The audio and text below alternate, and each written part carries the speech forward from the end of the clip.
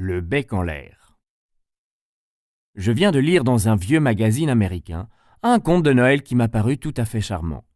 Je vais vous le dire à mon tour, pour voir si vous serez du même avis.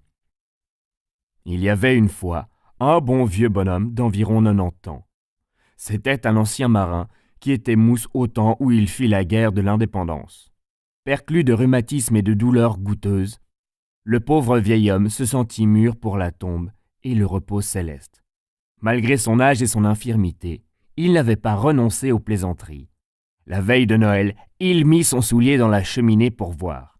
À la porte voisine demeurait la plus délicieuse des jeunes filles que l'on puisse rêver. Pleine de vie et d'allégresse, elle n'avait encore vu fleurir que 16 printemps.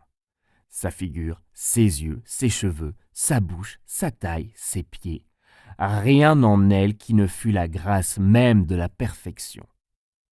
Toute rose d'espérance et de joie, elle mit, la veille de Noël, son soulier dans la cheminée pour voir.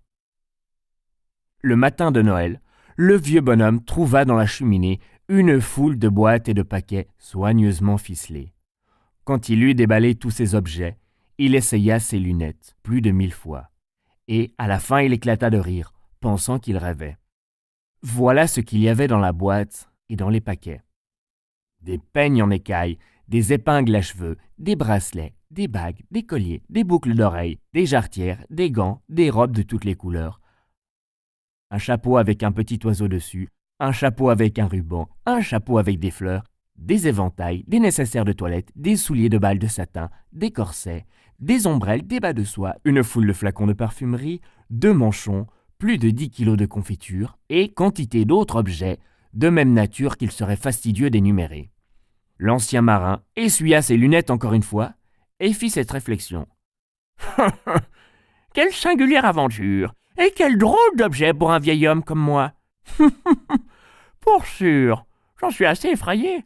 Le Père Noël a bu un petit coup de trop cette année. »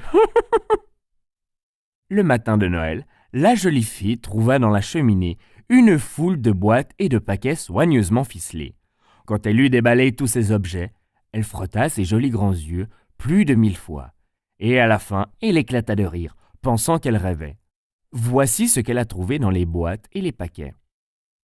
2 paires de besicles en or, 6 gros cache-nez en laine, 2 tabatières, 12 pipes, 3 livres de tabac à priser, 6 livres de tabac à fumer, une douzaine de bonnets en coton, une chancelière, une boîte de rasoir avec tout ce qu'il faut pour se raser la barbe, 3 bonnets et une solide canne, tout un assortiment de bonnes vieilles liqueurs hollandaises, d'Herven Lucas Ball et quantité d'autres objets qu'il serait fastidieux d'énumérer.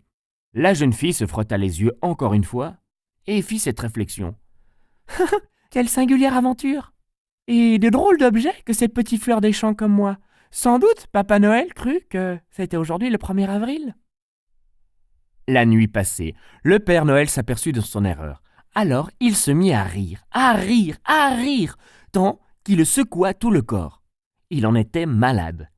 Mais le soir, quand le vieux marin rentra dans sa chambre et qu'il aperçut le changement opéré, son esprit fut frappé de surprise, de joie et aussi un peu de mélancolie.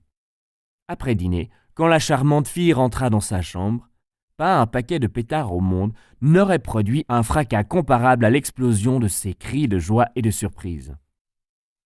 Et maintenant, quand le vieux bonhomme se rappelle son aventure, les idées sont très embrouillées, et il se demande si ce n'est pas lui qui avait bu un coup de trop.